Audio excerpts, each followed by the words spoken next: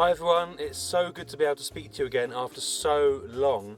I just wanted to quickly say thank you so much for all the messages we've had all summer long, asking where we've been, why aren't we updating, where are the videos, what's going on in our lives. We haven't been able to share anything with you until this point, but we've got some really exciting news to share with you. Well, we think it's exciting anyway. I'm really excited. So in this video we're going to be telling you exactly where we've been, what we've been up to this summer, and how this all came to be. I think I'll just start by saying that in 2 days' time, something's going to be released in Japan, of all places.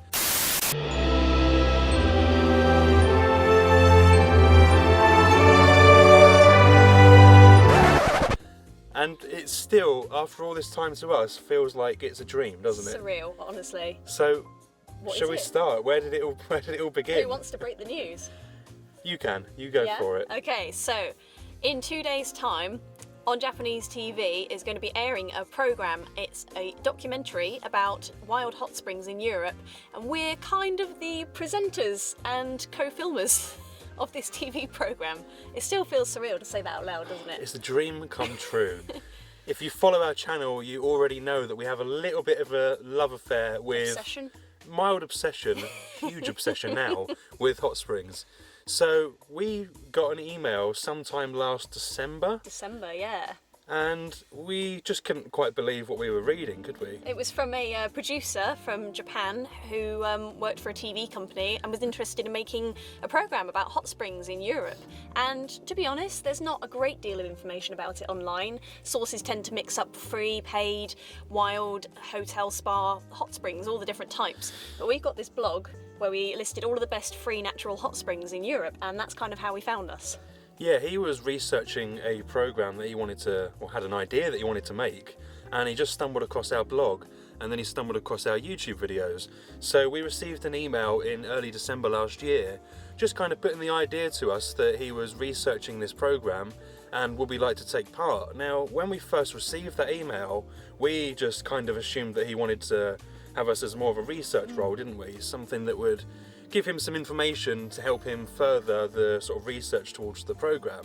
We didn't anticipate at that point that he would actually want us to be starring in it and indeed filming it. So, I mean, to be honest, like, how many spam emails do you get every week Yeah, saying, oh, tons. this and this, and you think, yeah, that's probably never going to happen. So we kind of said yes, going along with it, wasn't sure if it would go anywhere, we met up in maybe March time, was it? Yeah, I think he came down to Cornwall Yeah. and came to see us, and that's when we started seriously discussing the idea, planning out a route that would, visit all the different hot springs he wanted to see.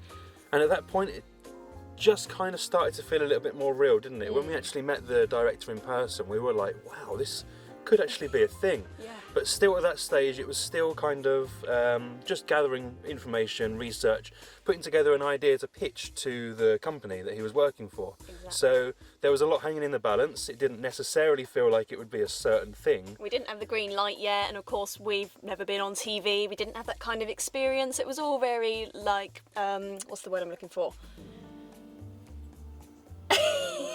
It was very...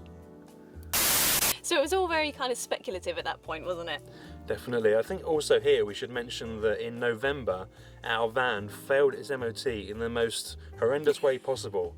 He didn't complete the MOT, he just said, no, you know what guys, this is It's too rusty. It's just too far gone, this will never be on the road again. Just, you've had a good And- time in it, take it home, scrap it, that was it. We were kind of devastated at that Devastating. point. We never got to do like a final trip in our van. We thought it would probably fail, it always fails, but be repairable. And we never anticipated that would kind of be it. It was during the lockdown, we didn't have much chance to get out in it. And it was just a really sad time. We felt a bit lost without our van. We did. So when this email came through, things started to go in our minds. Oh, maybe we could get this van back on the road. If this is how he wants to do the trip with this van. We were kind of adamant at that point that this van would not be able to go on another trip. We said that when it broke down in Albania on the previous trip with the reduced fueling mode. Yeah.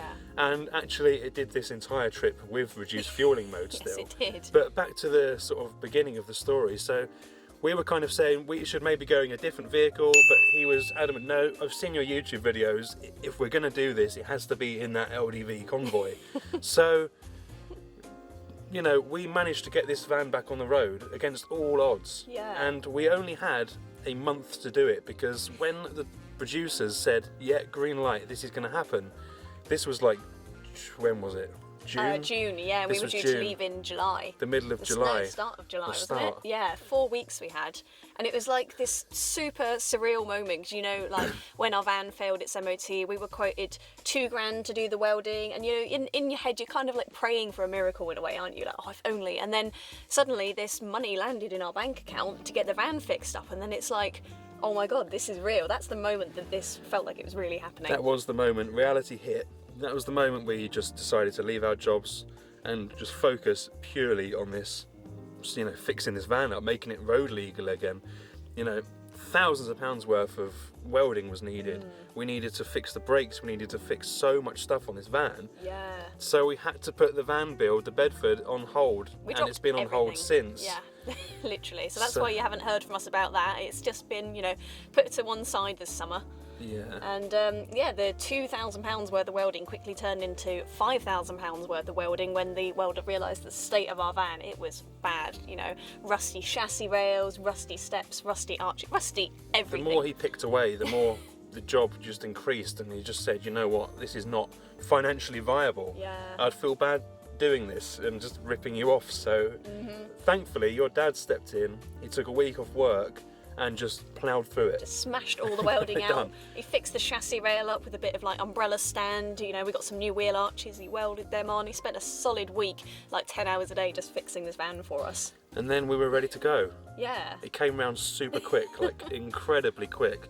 We didn't feel prepared at all. No. We normally feel like we're ready to go on a trip, but this time we were like, oh my god, Up until we're the not ready. last day. And the last day we took the van for a test drive, and then we had a prop shaft issue, and we had to go like run around like mad getting a prop shaft bearing before we left. It's just typical like, LDV style, really, Proper wasn't it? LDV style, and in true LDV style, we found that the prop shaft part we needed was from a Land Rover. That's right. So we managed to get one in the nick of time. We almost drove all the way to Wales just to get this part.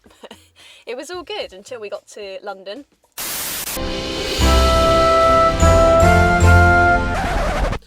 Yeah, so the filming actually started in London.